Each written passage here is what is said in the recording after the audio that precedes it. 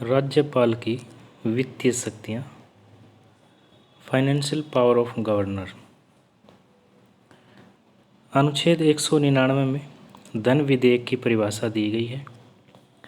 धन विधेयक सबसे पहले विधानसभा में रखा जाता है और विधानसभा में रखने से पहले राज्यपाल की स्वीकृति आवश्यक है।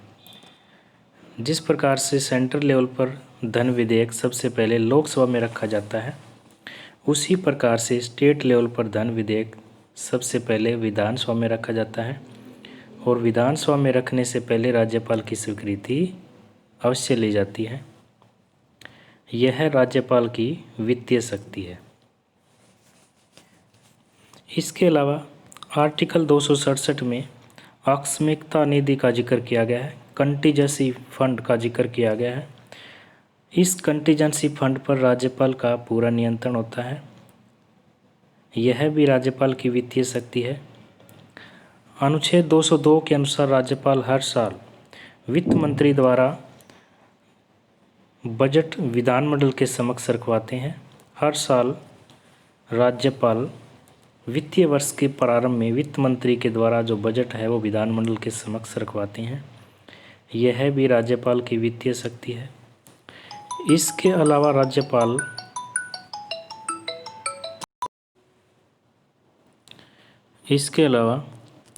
राज्यपाल ग्राम पंचायतों एवं नगर पालिकाओं की वित्तीय स्थिति की समीक्षा के लिए हर 5 वर्ष पर वित्त आयोग का गठन भी करते हैं।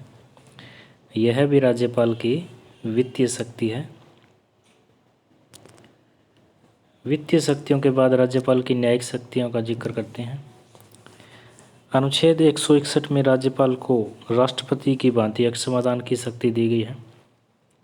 जिस प्रकार से आर्टिकल 72 में राष्ट्रपति को अक्षमादान की शक्ति है और राष्ट्रपति मृत्युदंड को भी पूर्णतः रूप से माफ़ कर सकते हैं, उसी प्रकार से आर्टिकल 161 में राज्यपाल को भी अक्षमादान की शक्ति दी गई है, लेकिन राज्यपाल मृत्युदंड को पूर्णतः माफ़ नहीं कर सकते।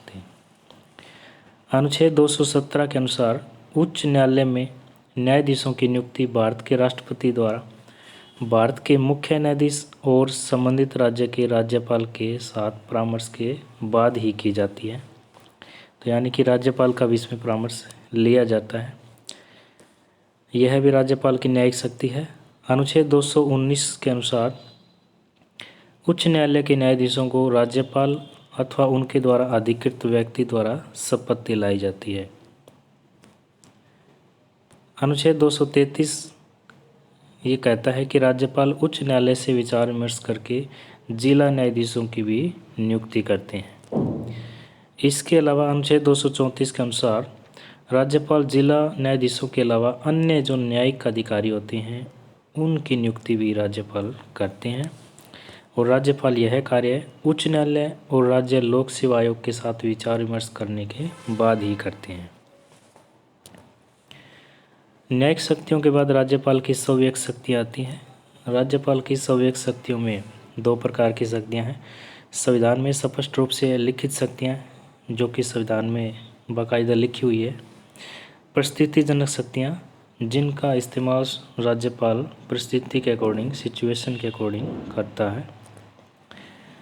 संविधान में स्पष्ट रूप से लिखित शक्तियाँ, अनुच्छेद 200 में राज्यपाल को कुछ स्वयं शक्तियाँ दी गई है जिनका प्रयोग राज्यपाल स्वविवेक से करता है, जैसे कि विधेयक को पुनर्विचार के लिए भेजना।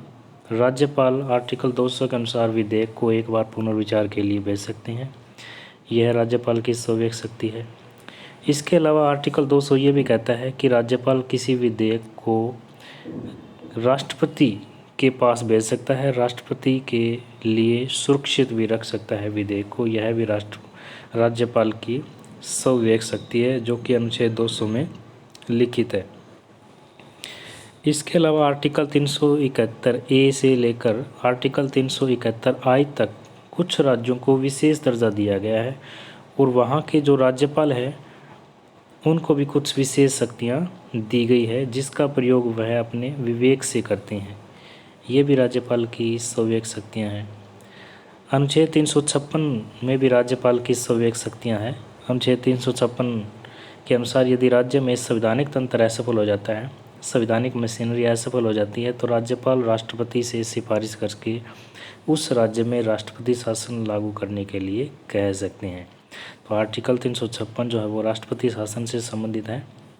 आर्टिकल 352 राष्ट्रीय आपात से संबंधित है और आर्टिकल 360 वित्तीय आपात से संबंधित है और आर्टिकल 360 अब तक एक बार भी नहीं लगा है। परिस्थितिजनक शक्तियाँ, राज्यपाल की 101 शक्तियों में परिस्थितिजनक शक्तियाँ भी हैं। जैसे कि अगर राज्यपाल को यह आभास हो जाता है, प्रतीत हो जाता है कि सरकार के पास विधानसभा में बहुमत नहीं रहा, तो वह मुख्यमंत्री को बहुमत सिद्ध करने के लिए कह सकते हैं और इसी के साथ उनको त्यागपत्र देने के लिए भी कह सकते हैं। यह राज्यपाल की 101 शक्ति है।